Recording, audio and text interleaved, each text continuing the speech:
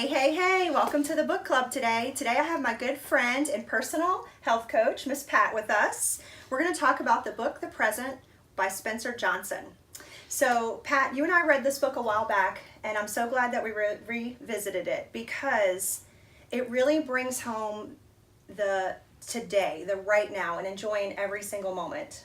Right. It talks about how we have to be present where we are right now, and how we need to make every moment count, and how we have to focus on the task at hand instead of dwelling on what you can't do or the mistakes that you've made in the past. Absolutely.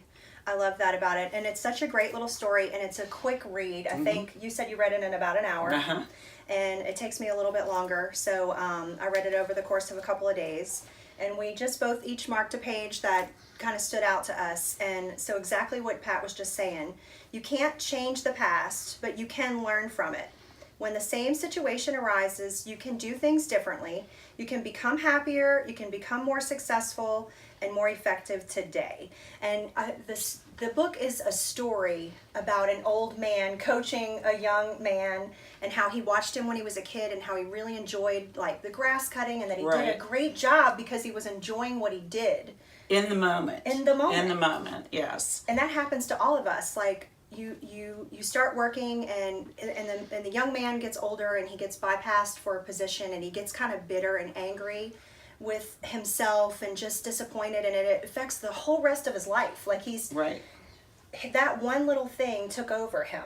Right. And I think, the old man put it in the context of it was a present, that you could achieve, but you had to do it on your own, and that it would never change, even in changing times. And originally the man started out looking for an actual present, and finally he had a aha moment at a cabin in the woods, and he realized that what the old man was talking about was your present, and everybody's present is their own, and you have to learn to focus on what you're doing today and give that everything you've got, or you never can really look to the future. And the present, you should learn from the past. Because if you keep making the same mistakes, as we're all guilty of, like in relationships, we tend to... You end up with the same boyfriend over and over. Yeah, And so to use that past as a learning point, not to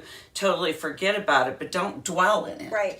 And then use the present to imagine what your awesome future is going to be like. And in our manifesting, that's what we're trying to do, is to manifest what we want our awesome future to look like. Right. But you have to use the present to help you attain that. Right. And so much of our coaching practice is built around that. Right. Our vision board seminar, it's built around that, about you have to appreciate what you have right now, and you have to harness that feeling of joy and happiness. And I know, and you can't be happy every day, that things happen, and life does throw us a curveball, but learning to control your emotion in that minute and just be grateful for whatever it is, that somebody brought you a cup of coffee with some of the people that you're dealing with. Exactly. The little things matter. They do matter. Everything matters. So that's so important. So I had this last page that you had tagged on there. Yeah, I think this is a really important page in the book. So here's what the summary kind of came down to. It says 3 ways to use your present moments to enjoy your work and life now. Be in the present. When we want to be happier and more effective, focus on what is right now. Respond to what is important today. Learn from the past. When you want to make the present better than the past, look at what has happened in the past, learn something valuable from it, and do things differently today. Right. Help create the future. When you want to make the future better than the present, imagine or manifest what a wonderful future would look like. Make a realistic plan. Do something today to help it happen. Realize your purpose. Explore ways to make your work and life more meaningful. I love that. I love too. the part too about the realistic plan. Yes. Because sometimes we throw around the word manifest a lot in this industry, like in the coaching industry, and maybe it kind of sounds odd to some people, or they don't really understand what the meaning of it is, or maybe they think you can just like magically, I'm going to have this private airplane and it's just going to come out of the sky. Right. But the real trick is enjoying the moment that you're in and what it's taking you to get there, if that's what you want, your own private plane, but then putting the work in and being realistic about how you're going to approach Achieve it, that goal, exactly. right? Right. That's really what the word manifesting means. So I love that. Well, the future isn't up to magic. It's not It's up up to to you. magic.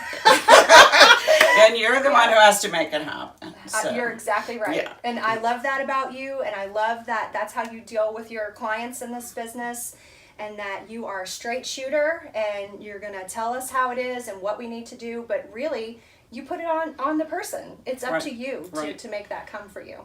So anyway, we had a great time reading this book. We definitely suggest it. It's a great book to carry with you if you have a few minutes, if commuting or on a train or a plane or whatever. It's a quick little read, and I actually have passed this book off. This is probably the second or third copy of it that I've had, and given it to somebody that was in need of it, and then I know that they have given it to somebody that it was in need of. So it's a great little read, and we highly recommend it. So happy manifesting!